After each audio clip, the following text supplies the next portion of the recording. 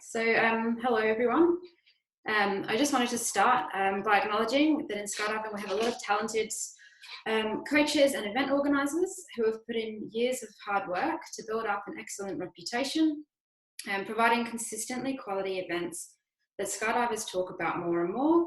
Where that great reputation you've built is enough to sell out an event or coaching session each time within a few days or even overnight in some cases. So if that's you, amazing. If you're in a place where you can just announce the event you're putting on or announce you have coaching slots available and that's enough for it to sell out, that's great. You've obviously put in the hard yards and created a great brand, so the name itself is just enough for people to want to come to your event.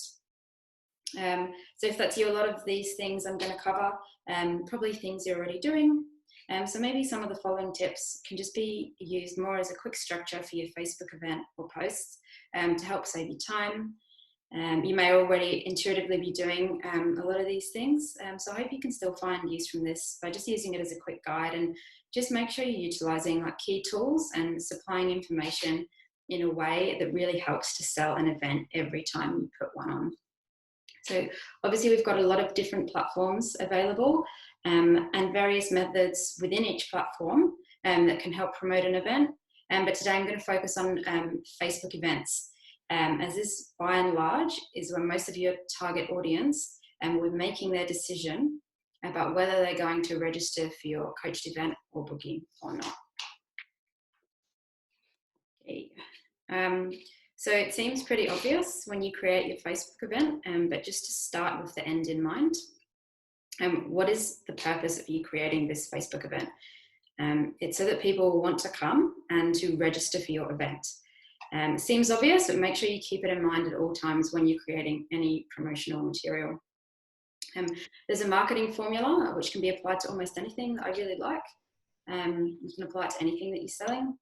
It's called the AIDA formula, and it was designed to grab people's attention and take them through your content to the point where they take action on what they've seen and read. So this slide shows you where you would usually find those AIDA principles within a Facebook event. So on the left there, you've got the event cover image and the event title, and that within the context of a Facebook event is what would initially grab people's attention. And once you have their attention, the details section that you can see on the right there should essentially be salesmanship in text form. So this is where you need to turn that attention into interest. And by engaging people with critical information about the event, and then turning that interest into desire. So making them want what your event offers, which should then lead to them taking action. So where your call to action should be clearly visible and easy to follow. So we'll take a closer look at how you can achieve those steps within a Facebook event. So the first thing is a Facebook event image. Choosing that. So the purpose of the event image is to grab the attention and just to explain visually and show the essence of what your event is about. If it's a bigger event like a boogie, you can add a little bit of key information to the image, like where and when it's going to take place if you like, but don't overcrowd this. You know, not every single piece of information needs to be in the event cover. It should remain easy on the eye. Remember, most people will be viewing this on their iPhone. If you like, later on, you can create a different piece of content, more of a sort of poster A4 size, that could be shared by coaches or whoever, that can be bigger and contain more info, but keep the event cover simple and eye-catching. Its purpose is to draw people in. People will read on if they're interested. So this is a beautiful event cover here by Fall Fest Nagambie. You know, if you don't have a budget for a graphic designer, or you know, you're running a smaller event, canva.com is a really good website. It's free, and it's a really easy to use site to create these kinds of event images. It has lots of templates where you can just upload your own stuff. You don't need to be a graphical mastermind at all. So yeah, back to this Fall Fest one. I've chosen it as a great example. It's eye-catching. It shows the essence of the event. You can see the 2 super caravans there and the date. And it uses the same branding as their previous Fall Fest event. which was hugely popular and successful, received excellent feedback. You can see it states there on the cover, it's back and even bigger. So they're making really good use of a previously successful event and their great reputation here to market this event again. So here's just another example of a really eye-catching Facebook event image. Shows the essence of the event very clearly, as well as obviously being super eye-catching. So once you're done with the event image and the title, and this seems pretty obvious, you want the name of the boogie or the name of your event brand, or a title that clearly explains in as few words as possible what your event is. So we can see the two examples here, Falls Fest and Down Under Dynamics. Keeping the name of a previously successful event, like Fall Fest did, and like other events do, such as Down Under Dynamics, AWOL, Gyro Boogie. It's a very powerful and positive branding tool, but just beware that reputation does go both ways.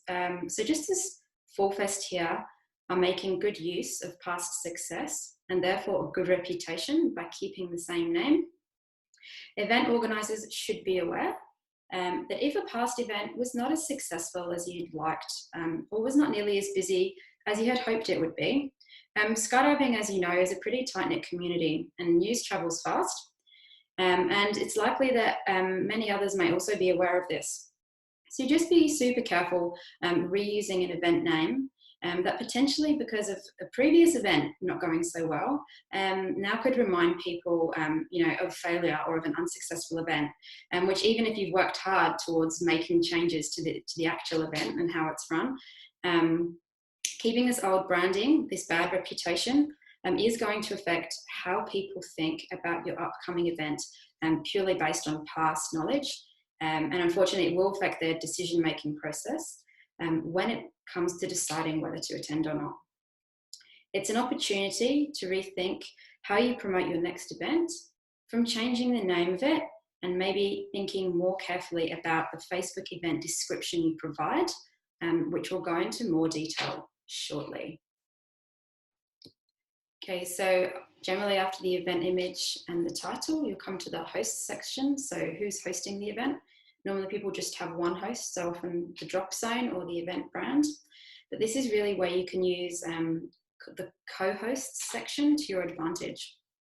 So New South Wales, Victoria, SQPC, NQPC, and South Australia, they all have State Council Facebook pages that can be added as co-hosts to any event happening in that state. So Jessie Warren at Highfly and some other event organisers in South Queensland do this really, really well. I always get a co-host for our Queensland page, QPA, whenever they are hosting an event in Queensland, which gives their event a lot more visibility to different audiences who may not yet be familiar with Highfly, for example, but potentially may be engaged in following our State Council's page. Christina Hicks also uses this tool really well and adds QPA as a co-host. And for bigger events, she also adds the APF as a co-host, which then gets her event appearing on multiple pages in multiple pages event sections, not just her own. So it really increases visibility around the state and country. So, if you are in a state, we do have a Facebook page for your state council. I highly recommend you do add them as a co-host for any Facebook event you create for that state, in order to target people who may not yet have been to the drop zone your event is happening at, for example, or who may not be checking a particular drop zone's Facebook page as they jump elsewhere, or maybe they're not familiar or following your event brand on Facebook yet. I think it would just be really helpful as well to streamline all the events in one state to one Facebook page, especially for traveling jumpers, who don't know or can't see or aren't a part of all the different drop zone groups for one state. It'd just be really good if people were just able to follow the one page and have all the fun jumping events in one place on one common page. I think that would definitely help with particularly state cross-state promotion, once we're all allowed to leave the suburb anyway. Yeah, and so this State Council Facebook page is, if you guys have a media liaison, it's the page where I encourage them to promote all state events as well. Again, for the same reason, so that people don't have to check 5 different DZ pages or DZ groups to know what's going on in one area. Especially for younger jumpers at the start who have actually, they've only been to one drop zone, to make it easier for them to take that first step and try a new drop zone. Knowing about exciting events relevant to them at neighbouring DZs is definitely going to help them broaden their horizons, which means more participants for you, which means your audience is constantly growing as you're promoting to new fun jumpers around the whole state, and not just those at the drop zone where your event is held. Now I'll show you what our event section looks like on our State Council Facebook page, because we do have all these event organisers using this tool really well. So yeah, due to the fact that most event organisers in our area add us as a co-host, you can see that anyone looking at this events list on our page will see all the events around the state, no matter what location or drop zone they're at. You've got Byron Bay there, Toogs, Skydive Noosa, Skydive Capricorn. Obviously for potential participants, looking at one page's event section is, it's a lot easier than having to go through all those separate drop zone Facebook pages wherever they are. Okay, so I'm going to talk a bit about the actual the details section of your event. Now we've done the event image, the title, and the co-hosts. So you've got their attention with the image. You've got the event on their radar, hopefully, by using the appropriate co-hosts. Here's where you'd want to turn that interest, that attention into interest, within the first few sentence or first few bullet points, hopefully. So interest can be created by engaging them with relevant, specific information. Skydiving events, this is usually the coach lineup. Don't expect people to go searching for this information elsewhere, or expect them to click through to another page. Here's an example, just on the right here, of a boogie that has world champions coaching there. This isn't written anywhere in their event description on Facebook. As you can see, it's actually quite a general description. It doesn't specifically address many questions potential participants are likely to have about an event before deciding whether they will attend or not, such as coach lineup, cost, when rego is likely to be out, and what type of accommodation is available, jump ticket prices, etc. All the questions and you jump at to someone who hasn't been there may have, which is a shame, because actually the event is fantastic. They have Airworks Free Fly, amongst other top coaches that were lined up to join this event, but it isn't actually written in the event description, so likely not many people are going to know. Basically, they aren't turning that attention into interest. You wouldn't see a Facebook music festival event description that didn't name the lineup of artists or found this, with the information hard to find, because it's essential information in the decision-making process in buying a ticket to that music festival. So make sure you get people interested by including relevant, specific information about the coaches. This is usually what gets people interested in skydiving events. All right, so in contrast here, we've got a really brilliant event description, I think, that instantly turns anyone's attention into interest by having that coach lineup, almost right at the top. It's easy lists as well. They've also included very specific information about the location, accommodation, travel, and how much rego will be.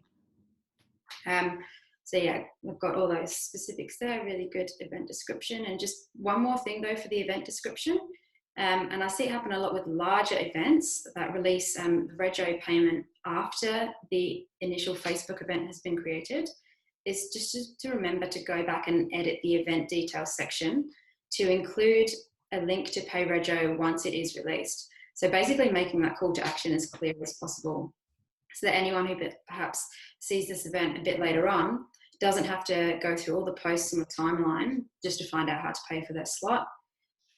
So obviously, when you post about Rego being live, everyone already in the event would probably get a notification, depending on their settings. But it is a good idea just to go back and include that link at the bottom of your, in the details section as well, or you can just add the buy tickets section as well. You really don't want people having to go scrolling through all the posts on the event timeline to find out how to pay. All right, so we've just covered how to create interest about your event by giving specific information. The next step is to turn interest into desire. So it's to make your audience want what it is that you're offering. So this can be done, in whatever you're promoting or whatever you're selling, and by showing the benefits. So showing the benefit of attending an event, or solving problems people are having, or making use of previously successful or popular events you have hosted. So the skydiving version of testimonials, essentially, which we touched on earlier with events keeping the same event names and brandings when they've, done a really good job. So yeah, just the first thing to note is that benefits sell far better than features. You create desire by selling the results. A benefit, or what positive results someone is going to get out of something, is far more compelling than simply stating what the feature of a product or the feature of your event is. So a bit of an old school example here to explain this, but one of the most successful examples of a feature being flipped into a benefit was Apple's iPod's marketing slogan. It was 1,000 songs in your pocket. Now the feature of the iPod is 1 gigabyte of storage. But you can see that stating what the benefit of a product is to the consumer makes it a lot more compelling than just stating what feature that product has. So for example, in skydiving, you can flip that around. Instead of stating an event will have a photographer, for example, you can turn that feature of your event into a benefit by saying beautiful photos to commemorate your jumps. So here's an event description. It's just a really good example of where they've really shown the benefits of attending and not just listed, what the features of the event are. Great example of where the benefits rather than just the features have been described. The feature of this event, of course, is simply is free fly coaching, but they've flipped that into a benefit by talking about not only gaining the physical skills needed to achieve a head-up crest, but also knowledge to keep themselves and others safe on the load while learning to free fly. So also known as free fly coaching. That's what free fly coaching entails. But they've made it sound really a lot more compelling by describing how that feature of their event will benefit people who attend. You can see this event also solves problems. Another great marketing technique, audibles to borrow. So they're already addressing a potential barrier an interested party may have. You can see the event is very specific. It names the coaches, so it sparks interest. The target audience, or who's allowed to participate, is also very clear. The cost is clear. It then shows benefit of attending, problem solves, and at the end has a very clear call to action. They've also lowered risk on the call to action by stating what participants will get out of the day if the weather is bad. So all in all, it's a very compelling sales pitch. I'm not surprised this event sold out, I think, within hours of it being posted. And this is just another great example where all those key principles of the AIDA formula are present within a Facebook event. So the event image is relevant, it grabs people's attention and visually shows what the essence of the event is. Then you can see this attention being turned into interest in the event description with specific information about the coach, about who the event is aimed at. It then turns that interest into desire by explaining the benefit of attending this course, and also aims to solve problems participants may be having. It addresses potential barriers about gear hire and finishes with a very clear call to action. So again, in this example here, the target audience is clear, the benefit of attending is clear, and specifics like cost, the coach, and what to expect from the weekend is clear, and the call to action is clearly visible. So we've seen some great examples of events that follow that AIDA formula, that grab people's attention, take them through their content to the point where they take action on what they've seen and read. So now we're going to look at state championships a bit. And I think this is where everyone around the country could try and improve how they're promoted. So less than 10% currently of the membership have competed. Now, unfortunately, I don't have data to compare the numbers who have attended other types of coached events like boogies or events on their own drop zones. But however, ask any number of people in your drop zone, by the time they have a C or D license, you'll find that most skydivers have attended a coached event of some sort. And this tells me that most skydivers out there are open and are wanting to progress in disciplines they're interested in. And I think, potentially one of the reasons the number of people of competing versus the number of people attending other types of coached events is so low, could be partly down potentially to how these competitions are being promoted. So I know the state champs are huge events and pretty complex to coordinate. So I hope some of these things we look at today help people better structure their promotion and helps to make sure you're supplying critical information that influences people's decision-making process about whether they will attend. So in the last couple of examples, what is needed to successfully promote an event. So let's take a look at a few of the event descriptions of some of our state champs around the country. So remember, the event description being the place where a lot of people are going to be making their decision on whether they attend a skydiving event or not. All right, so here in this example, you can see they've got a great image. It's attention grabbing, nicely shows what the essence of the event is. And those already planning to compete in FS will no doubt be interested to read in the description. There is a coach helping out. And there's a very clear call to action. So that's all really good. But have a think about the people seeing this event that aren't seasoned competitors and don't know which disciplines would be available. As we've seen from past events, seeing disciplines specifically named is going to help generate more interest as it starts to answer some of the main questions potential participants will be having. It's a good idea to be upfront about the cost as well. People who have never attended a state champs before may potentially perceive the rego to be really high because they just don't know otherwise, where in actual fact a lot of these competitions are pretty well funded by councils to make them reasonably affordable. And don't assume everyone knows the accommodation options on your drop zone, especially for an event as large as the state champs that should be engaging new fun jumpers to your drop zone from all around the state, and even from outside the state, from competitors looking to get an extra competition practice. Look at the description that you've put about your event through the eyes of someone who has never been to your drop zone before. It's an opportunity to really sell the highlights that your drop zone has. Not all DZs allow camping, so make sure you highlight that if it is available. And if it isn't, maybe a good idea to list accommodation options nearby or what people normally do or where they stay if they're coming for the week.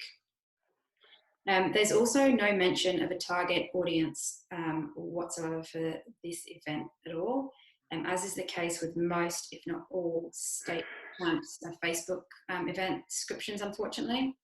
So people who have never competed before, are likely to have no idea if they're able or if this event is aimed at them or not. In fact, more than likely, we often hear about competition and competitors at a very high level. So a lot of your target audience are likely to perceive, competition as potentially being out of their league. So we've got another example here of another state champs event description. You can see this one provides a good deal of information that is useful in people's decision-making process about whether to attend an event or not. You can see the disciplines and the coaches are specifically named here. Cost is clear, which is great. Accommodation options are clear. Jump ticket prices are clear. Remember, you're trying to engage new jumpers, so don't expect them to know what your ticket prices are. And that call to action is super clear as well. However, unlike some of the other events we saw earlier on that were really good, the target audience or who specifically can attend this event isn't clear in this example here, unfortunately. It doesn't mention licenses. It doesn't mention, what level you need to be at to compete, prior requisites, if you need any prior competition experience. There could be a lot of jumpers, especially grassroots ones, that, assume they need to be pretty good at a discipline in order to compete in it, unless, you actually just tell them otherwise. That, almost anyone can participate at these champs. How can we specifically address who the state champs are for, help generate more interest and desire to attend them, and also help overcome some potential barriers, and answering some questions your audience may have. So adding statements in like these on the slideshow will help to provide that specific information to generate more interest and boost participation, particularly from grassroots jumpers. So, this info doesn't all necessarily have to go in your event description, but I'd certainly try and include those first few points at least. And if you can, for example, after each discipline, just put in brackets what the minimum license requirements are, to make it really clear to people who haven't competed before, who can come along and participate. Info that you didn't manage to put in your event description can be supplied via promotional posts after the event has been created. So for example, different disciplines can be further promoted by more specific, visually appealing posts, onto the event timeline and also onto your state council Facebook page's timeline, so that people, not even yet interested or following your event about the champs can see these posts, which will hopefully start generating a bit more interest in the event. So here's a couple of examples. I did these last year to promote different disciplines at our SQPC state champs. In particular, you can see here I'm promoting the coaching that was available to competitors, which we've seen from other skydiving events, is really important in sparking that interest. Being specific about what coaches are going to be helping out and how. Our 29 SQPC state champs they were the first ones in Oz to hold a speed skydiving event. And we saw 10 people compete in speed, which was really great. And so here we come to sports accuracy. Sports accuracy is a great event to specifically promote, because almost anyone can enter this. I believe most drop zones put it as A license and above. It's not a discipline we often see at drop zones. So, it's a good idea to be super specific about what it actually involves. Tell them it's landing on a bullseye, last year we had 10 sport accuracy competitors at our state champs. So that was really cool, all different levels as well. Here's a few examples of some last minute promotional posts I did. They're just general posts, ramping up interest, making sure everyone knows they're welcome, even if they aren't competing. And that's pretty important because you may get fun jumpers coming along for the vibe or a couple of casual jumps that year, but then actually competing the following year. Also, if you do have last minute rego available and someone at the drop zone trying to put scratch teams together where possible, make sure you promote this. There may be people out there who would want to join in but hadn't found themselves a team yet, or just who aren't particularly organised. And make sure when you're posting these, whether to your drop zone page or to the state council page, to use that to tag the event so people can easily click through to this. That's actually the one thing missing on all of these posts. You can't actually just click through to the event, which isn't very helpful. You'll see I've done a better job on the next page. Here you can see in blue where I've tagged that Facebook event. So anyone interested who seen this post because they're following APF can just click straight through to that event and be taken to the Facebook event. These promos were for nationals, but they can easily be used for state champs too. Essentially, the posts were just created to make the target audience super clear, to combat any misconceptions people may have about the skill level or experience needed to compete in different disciplines. The speed skydiving one, same here. I've made that target audience super clear, minimum B license and above. And this is a good call to action for those of you who can't offer ground coaching for speed skydiving yet, as it's still pretty new. This forum, the Aussie Speed Skydivers ASS that you can see tagged closer to the bottom, was shown to me by Shane Turner, and is a place you can send interested parties wanting to know more about competing in speed if you have no local coaches in this discipline yet. And again, the wingsuit performance promo, making that target audience really clear, aiming to encourage wingsuiters who have completed their first flight course into competition. So this is a promo for 8 ways. It could be used for, state champs or nationals. The number of 4-way teams often, but not many 8-way teams at state champs. So if those events don't clash, a post like this could get 4-way teams thinking about, potentially competing in both, or just get them thinking about giving 8-way another go with a 4-way team maybe at state champs. Another couple of promos you can see to promote the Speed Star event. I've been super specific about the license needed to compete in order to encourage grassroots participation. Don't expect someone with a B license to know, whether they can compete in an event or not. You need to make this really clear.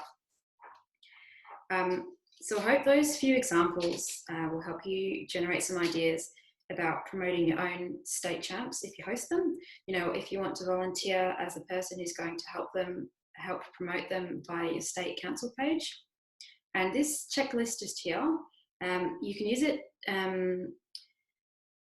You can just use it to make sure you've addressed key areas when you're promoting any skydiving event, not just state champs, but including state champs, boogies, local events, as being clear about the basics, like who an event is for and what the benefit of attending is really going to help boost participation, whether you're organising a smaller local coached event, a boogie, or state championships. It's just about providing that information and being clear.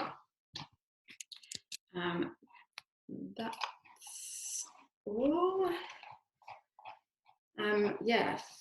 That's all, really. Thanks, Sonia. That was awesome. We have a question from Zach Rosser, hey, Zach. who has asked... How you going? Yeah, good, thanks, Sal. Yeah, what's up? I was just wondering, when you make an event, and something I've tried to do and failed many times, that find tickets option, how do you add that to an event? It's actually pretty difficult to show you, without an example. Can I have a look and then send you some screen grabs of how to do it? Yeah, that'd be awesome if you could actually. It sort of depends on, so like I think sometimes if you're creating like an event from your personal account, for like spam reasons, sometimes in the past they haven't let you sell tickets to a personal event. It's got to be created by a page, so it might be an issue with that. But I'll have a look. I'll have a look and send you some stuff through so you can add that events ticket, because I'd have to pull up create a Facebook page from scratch. Yeah, awesome. Okay, but yeah, it might be. Were you creating it from your personal page or from a state or a business page? I think it was from a personal page, so I think that might be the problem. It might be because of that. It might be that they're always changing things, but it may be because of that.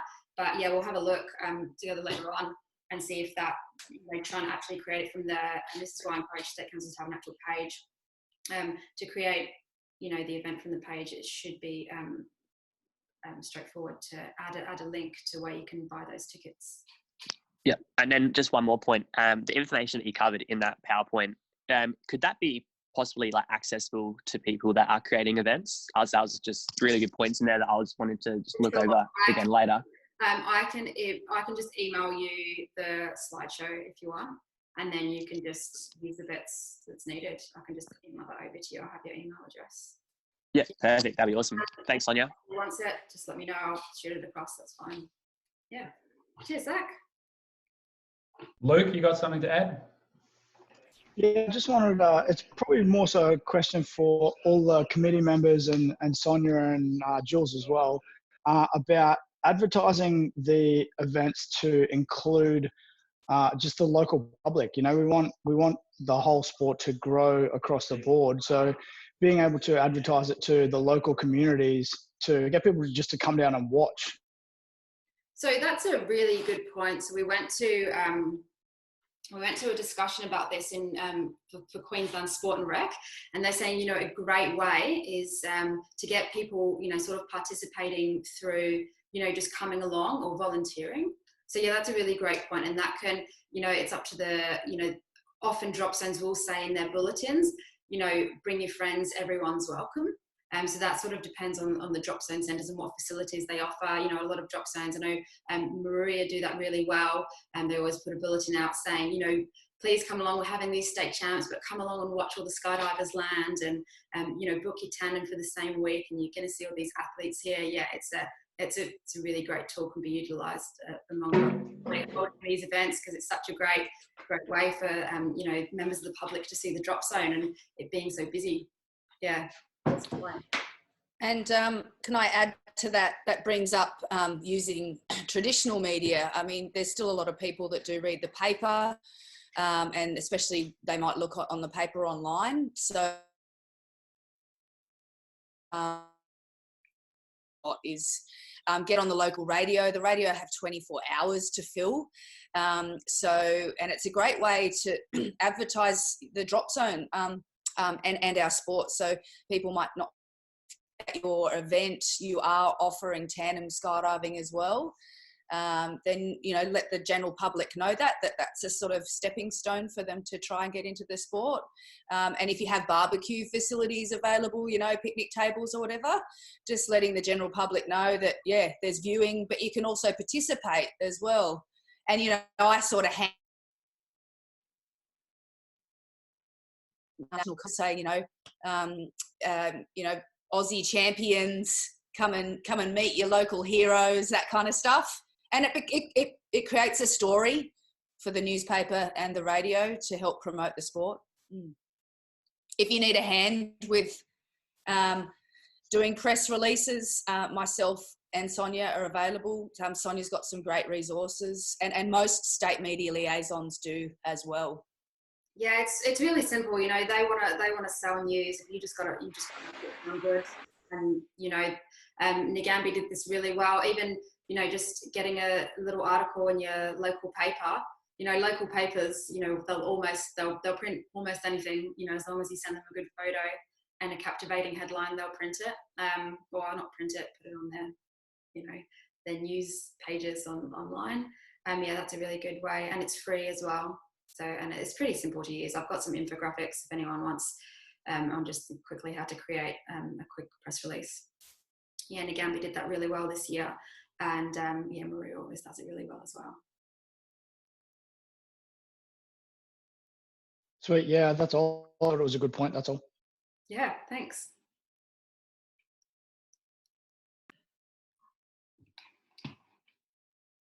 Great, thanks for the question, Luke. Another one, Robbo, he's asking about funding, as some drop zones don't have a marketing budget. Yeah, so I think we're going to do a session probably on maybe on funding events and how to actually run an event. We'll discuss that later, but certainly if you don't have a marketing budget, your volunteers, you know, if they need assistance, I think the slideshow that Sonia has just done, I mean, that's going to be recorded now. That will be an available resource to use. Just to clarify, Robbo, so like all this marketing of state champs, you know, by me, it's all done voluntarily, and also by all voluntary volunteers throughout the state.